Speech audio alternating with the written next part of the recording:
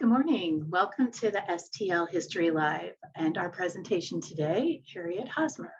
I'm Tammy Goldman, Director of Tourism and Visitor Experience. But really today I'm your host to ensure the program runs smoothly.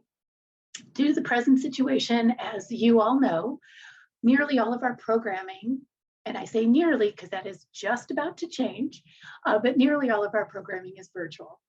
However, the Missouri History Museum and Soldiers Memorial are open to visit Wednesday through Sunday. Because your safety is our top priority, the capacity to the buildings are still restricted, and we do require advanced reservations. All tickets are timed entry and free.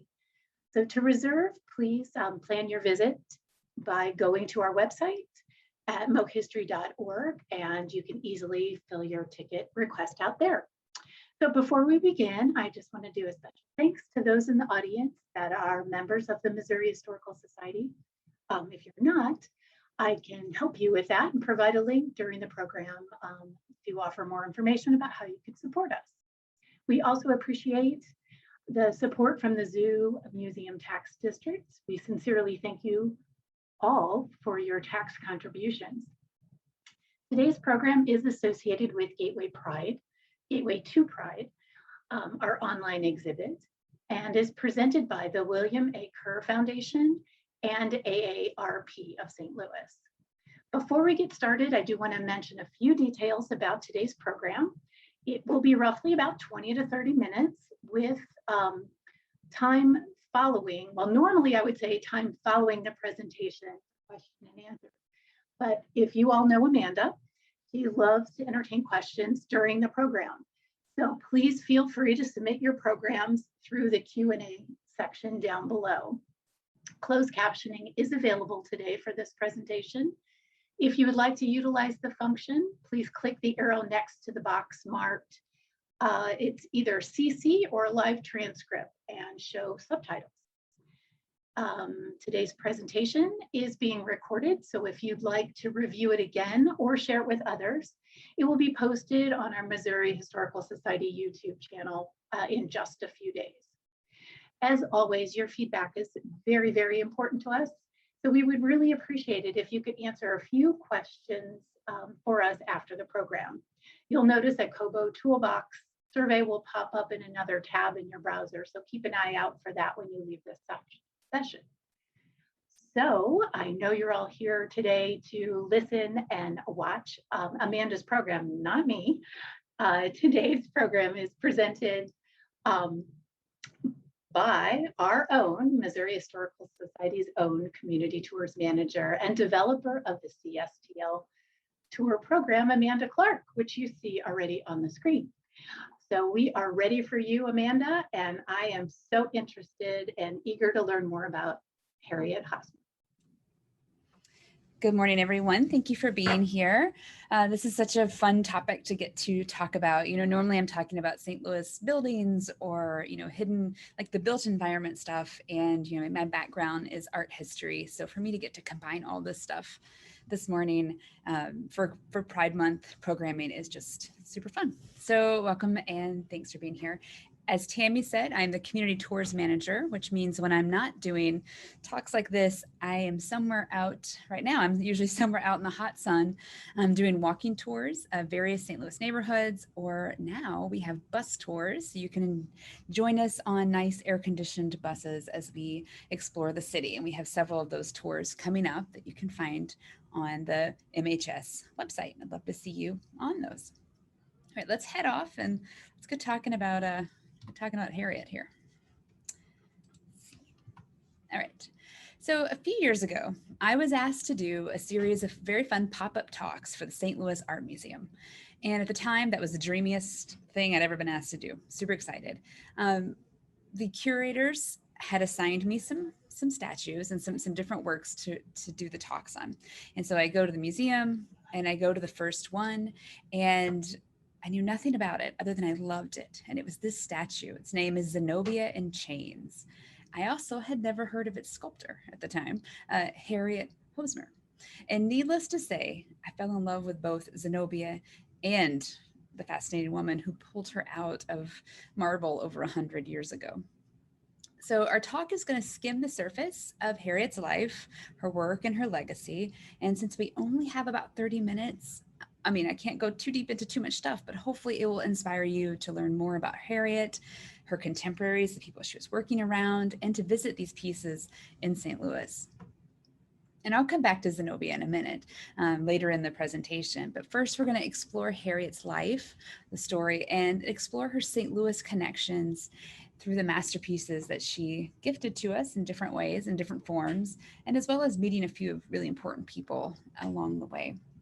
A few things, as Tammy mentioned before, I do not mind being asked questions as we move along, and I will stop periodically and look at the Q&A to answer them. I'll also answer questions at the end. If I do not know the answer, which is sometimes likely, if I don't know the answer, I will have my contact information, and you're welcome to send your questions to me, and I can get that information to you.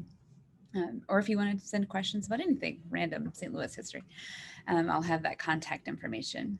And also, I would like to give a quick thank you to my friend, Doug Schneider, who's here today, for sharing his love of Harriet and for some great source material. And also to Dennis Northcott at the MHS Library and Resource Center for finding some great pieces in our archives. Seems that our production team has their mic on, so we're going to give them a second to turn that off before I step on thanks. Okay. All right, so let's meet Harriet. Right there, that lovely heart. So Harriet's considered the world's first successful female sculptor. And when I mean successful, it means she was professional. She could support herself from the money she made on her artwork. She's one of the great neoclassical artists, and she's one very fascinating lady. As you can't tell from this image, is so perfect, with her standing, this fierce lady in the middle of a crowd of men who just happen to be her assistants. She's not theirs. Her life story has a really great unconventional arc from the beginning to the end. It both in terms of her private and her professional life. She confidently defied feminine norms. She lived a life of open romantic relationships with women. And she was someone who was repeatedly lauded for being ruthlessly true to herself. This photo, again, so fantastic. It sums her up. And the actual photo was actually much larger with even more men pictured, but I really wanted to zoom in so we can get that look on her face so we can see that before we get started. A quote from her in 1868. And again, I'm just kind of setting up her personality right now, and then we'll learn more about how she became who she became, and we'll explore some of her works. So a quote from her in 1868.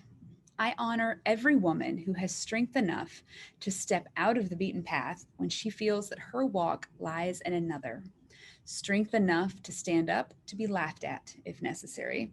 That is the bitter pill we must all swallow in the beginning. But I regard these pills as tonics, quite essential to one's mental salvation. And another quote about her from Nathaniel Hawthorne in 1858, he says, she was very peculiar, but she seemed to be her actual self, and nothing affected or made up. So that, for my part, I gave her full leave to wear what may suit her best and to behave as her inner woman prompts. And so how did she get to be like this? Well, so she's born in 1830 in Watertown, Massachusetts, which is the same place where, after an eventful life living all over, it's the same place where she dies in 1908. Her mother and her siblings, there was a large family. Her mother and her siblings all died of tuberculosis when Harriet was quite young. And so it's just her and her father. Her father was a doctor, and he was very focused and very devoted, lovingly devoted, to encouraging Harriet to have a very active, healthy life outdoors. He nurtured her independence in every way possible. That wasn't very conventional at all for the time. She had boats, she had horses, she had guns, and she had the freedom to explore her own interests, and she had his support, which is something important no matter what time someone lives in. To have that support really is a great thing. Eventually, he sends her to a really unique school. It's in the home of a woman named Catherine Sedgwick, and it was essentially a homeschool. was like in Sedgwick's house. It wasn't, a set aside school. So, and it was the school itself was regularly visited by Nathaniel Hawthorne, we've already met here, Ralph Waldo Emerson, and Frederica Bremer, and other notable poets, writers, and artists. And I love this description that I found in an early biography of Harriet. It was also a home in which she enjoyed unusual opportunities for companionship and culture. And it was in this refined and delightful interior that Harriet developed into womanhood, according to her individual bent, without any effort on the part of her teacher to coerce her natural tendencies. So while at this school, she also met and started a friendship with Cornelia Crowe. This is a woman who is this friendship is going to affect the rest of Harriet's life, and it's lifelong, and it leads her to deep connections here in St. Louis. In 1850, Harriet has, she's graduated. She has decided to start to, begin a career as a sculptor, and she realizes there's something she has to do, which is get access to anatomy classes. She has got to be able to understand the human form to really do what she feels like she can do. But that's not something that's available at all on the East Coast. This is not open to her or available. But her friend Cornelia's father, Wayman Crowe, has a lot of pull in St. Louis. And Harriet also has a deep friendship with Wayman Crowe that will be a lifelong friendship and be very important. So she makes her way to St. Louis in 1850, and Wayman Crowe finds a way to make this happen for her and gives her access to these anatomy classes, which we'll talk about in a moment. But let's talk about Crowe real quick. So it's him on the left and the right, but on the left is an image of him. He was originally from Kentucky. He was on a business trip to St. Louis when he got very, very ill, and he decided to just stay here. And he started a business firm with a family member. It eventually grew, and he was quite wealthy. He lived in the Lucas Place neighborhood, which was an elite, one of the early wealthy elite suburbs in St. Louis. He became a political figure in the 1840s. He was a state senator, and he was a founding force in the St. Louis Mercantile Library Association, the St. Louis Asylum for the Blind, and he is also credited with the founding of Washington University in St. Louis. So, and he turns out to be the perfect connection for Harriet in so many ways. The bust on the right was done by Harriet in the 1860s, and it's held at the Mildred Lane Kemper Art Museum at WashU. So Mr. Crowe is able to connect Harriet with McDowell's Medical College. And that's a place with enough history of its own to fill a couple other presentations. And there was McDowell's Medical College was led by a really enigmatic, unconventional man, Joseph McDowell. There's books written about him where the book is titled The Mad Dr. McDowell. So again, another topic. So the school's led by Joseph McDowell, and he, after some coercing, he allows Harriet to attend, and that makes her the first woman who was admitted to study anatomy at the school. McDowell's Medical College was the state medical college. It's attached to Washington University. I mean, it's a really important place and has a big place in history in St. Louis. He allows her to look over his lecture notes every morning before they go to class. So she has additional access to the information and time to soak it in. She also is allowed additional time with the body specimens as well, because he knows that her needs are different than those that are studying it for medical purposes. When the class is over, she graduates and she receives her diploma in anatomy studies. Later, in a letter to Mr. Crowe, Harriet described her relationship with Dr. McDowell, and she says, "Remember me to the beloved old professor, whose instructions I value more highly every day as I see how invaluable they are." So when she's done with her class, before she's going to head back east to get back to work, she decides to head out in a couple other directions. So first she decides to head down the Mississippi River to New Orleans. And then she's planning on going back upriver and heading out west.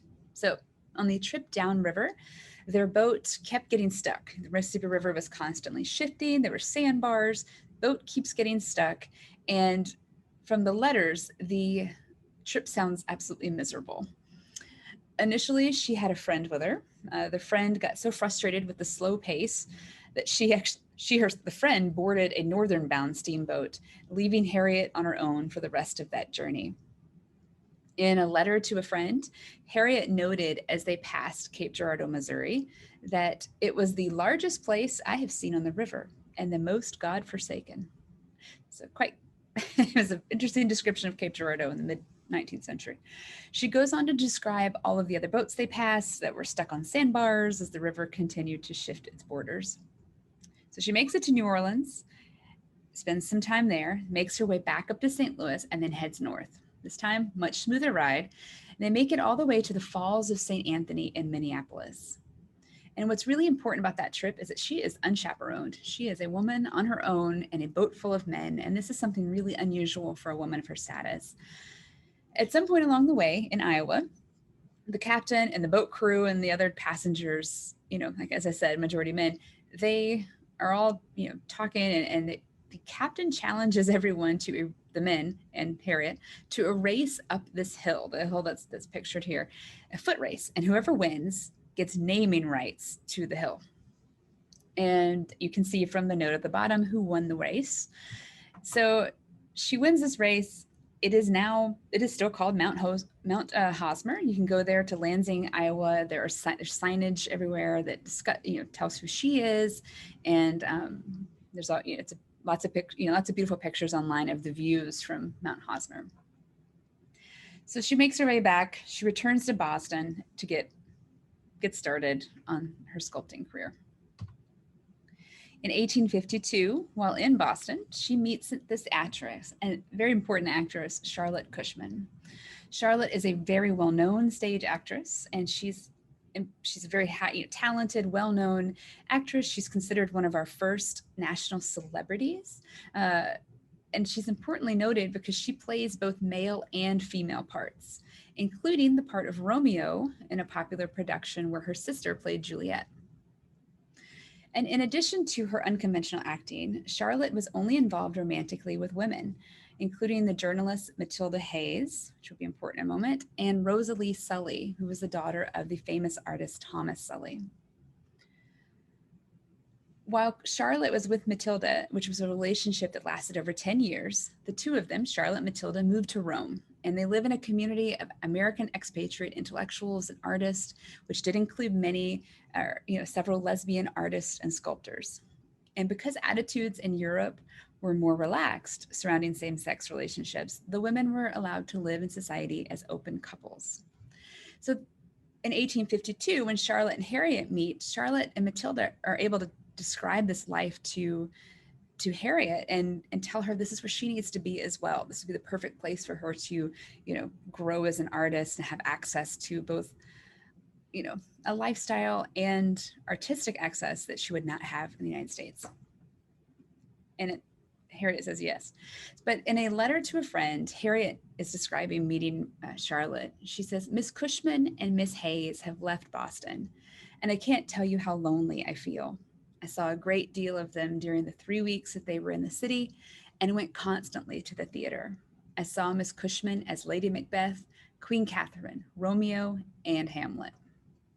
So Charlotte's the one who encourages Harriet to come to Rome. And later this gets a little complicated because Charlotte's partner, Matilda, actually leaves Charlotte to be in a romantic relationship with Harriet, although that they get back together. So that does work out, but it gets complicated between the three of them for a little while, personally. Back to Harriet. So in 1853, she heads to Rome with her father to help get her settled in. They go to England first and then Rome. And when she gets there, she's able to secure an apprenticeship with this world-renowned sculptor named John Gibson. And this is important because he was not accepting apprenticeships at the time. It took some convincing of her abilities, but once he was convinced, he was all in, and she was there for several years. She had really great studio space and was given just an incredible access to workers and to materials and freedom to create. The image above is one of her early sculptures that was made in Rome during this time with Gibson, and this is Medusa.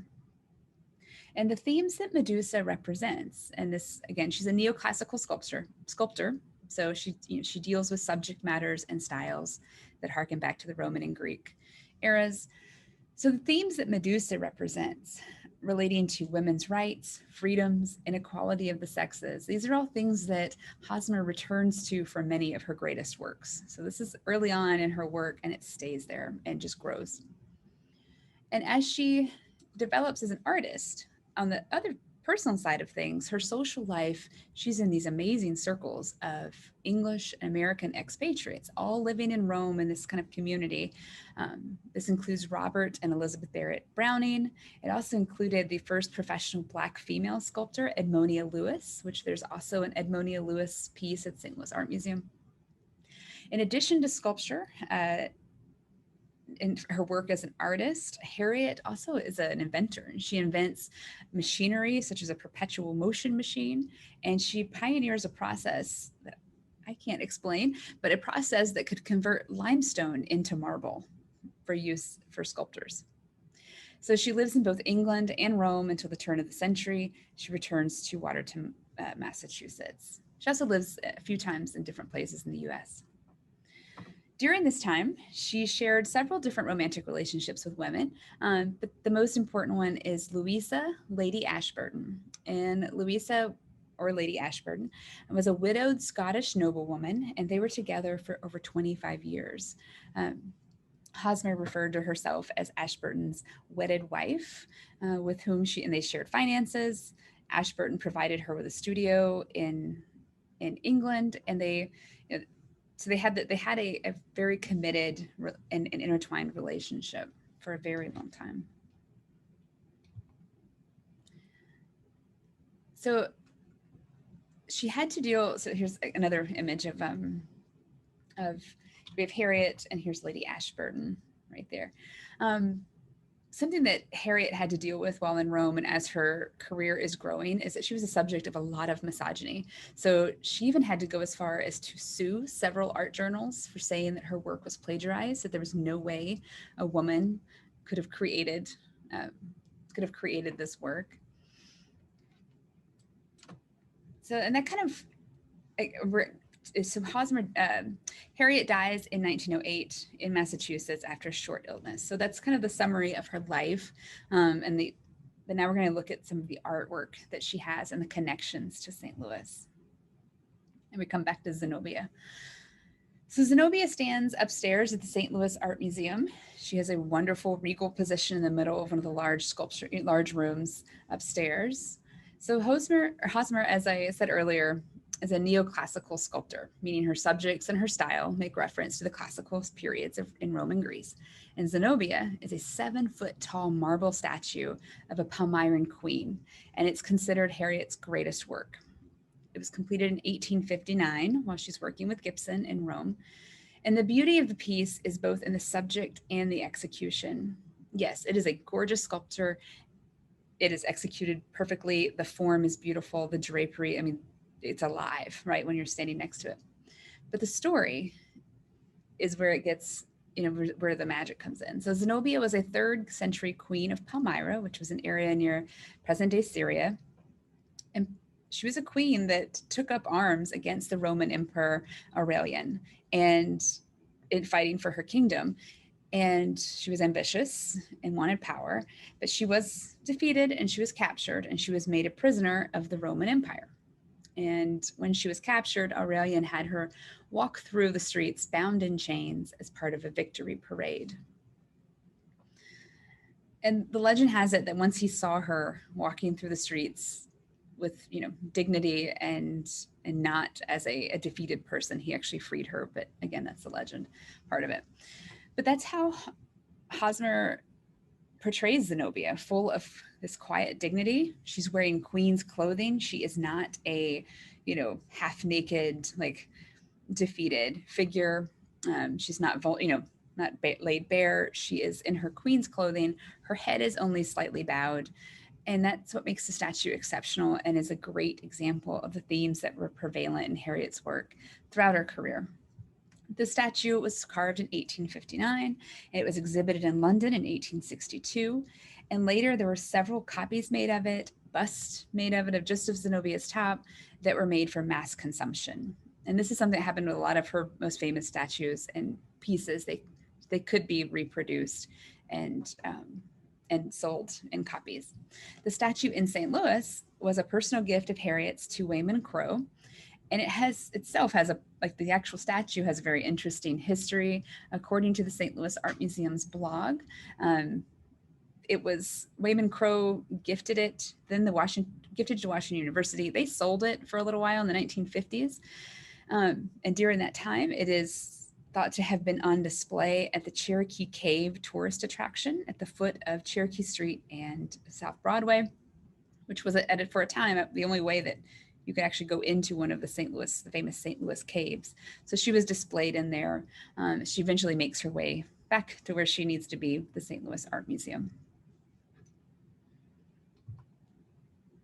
Another huge St. Louis connection for Harriet is found in one of our most famous parks.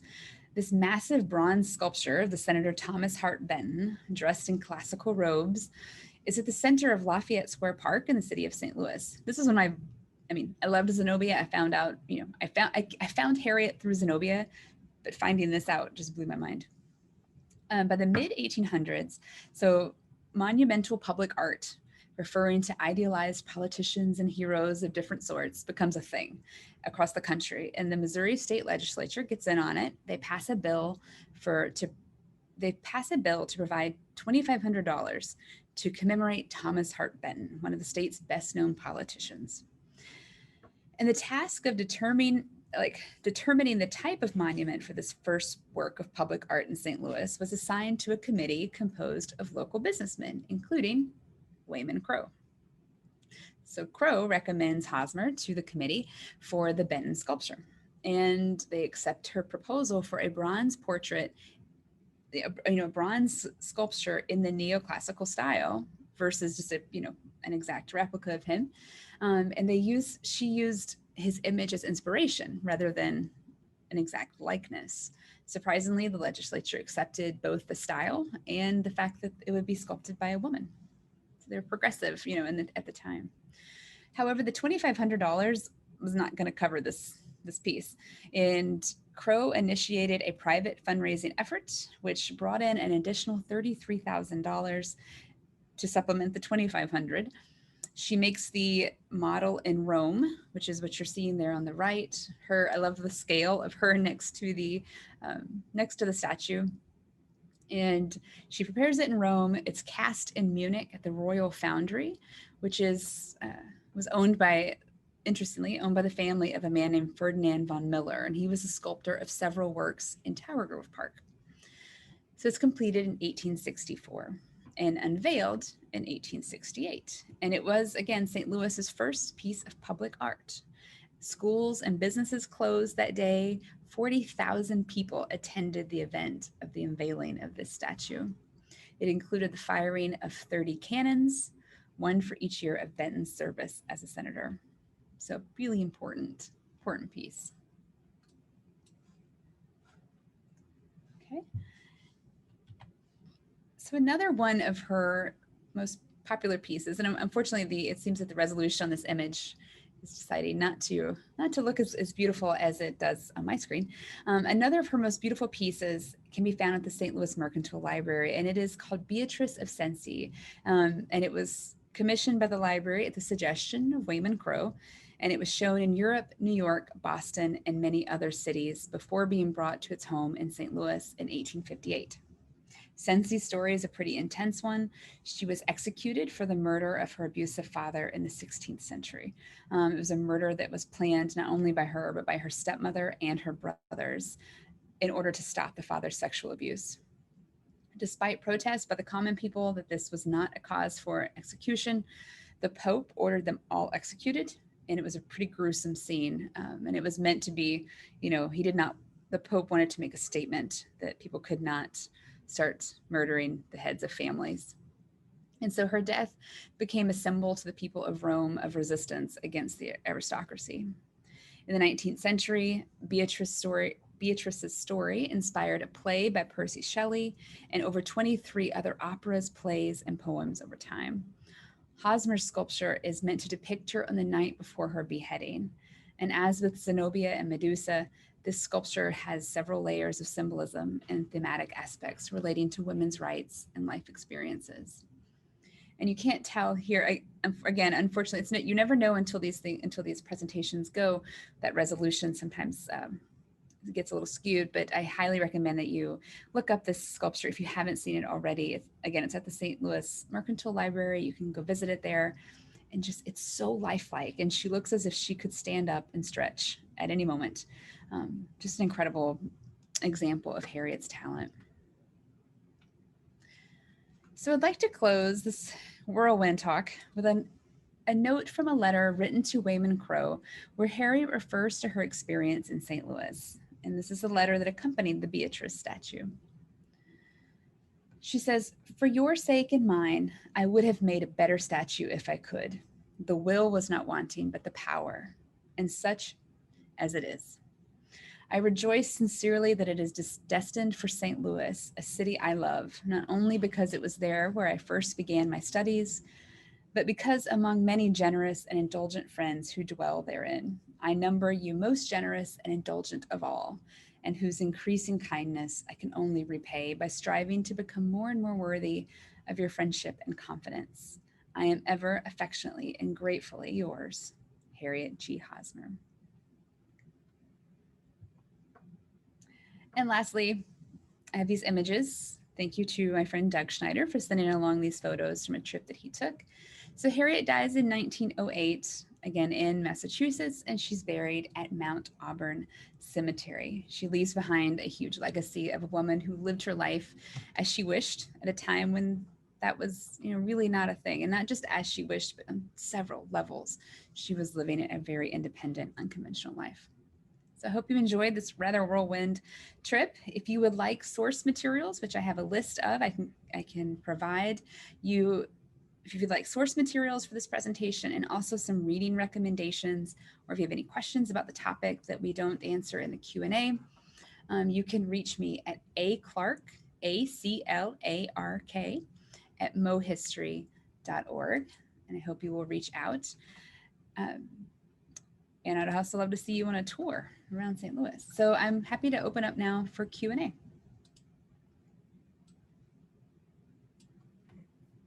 Wow, I thought I knew a little bit about Harriet Hosmer, but you just gave me so much more information.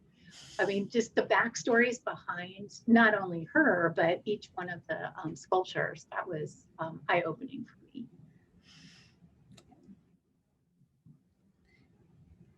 Looks right. like you did such a thorough job. I've left everyone speechless. Yeah. Well, why don't we flip to the next slide? We can show up some of the other programs that are coming up to stall for a little bit more time. But just as a quick reminder, you can support all of our programs by becoming a member if you are not, but I would imagine a lot of you that are listening are members. So again, thank you. Here's a list of some of our programs coming up. A couple Thursdays. All of these are still virtual, but very, very soon, which we think by the end of this summer, we'll start bringing our programs back in person. So we're really excited about that. And those of you that have hung around, if you can please do that feedback form in the end. It is so helpful to those of us that do these presentations. Yes, thank you for that reminder. That survey that's going to pop up as soon as we end the program, which I feel like is going to be in just a second. So thank you so much, Amanda, for another wonderful program. And thank you all for tuning in. We'll see you next time.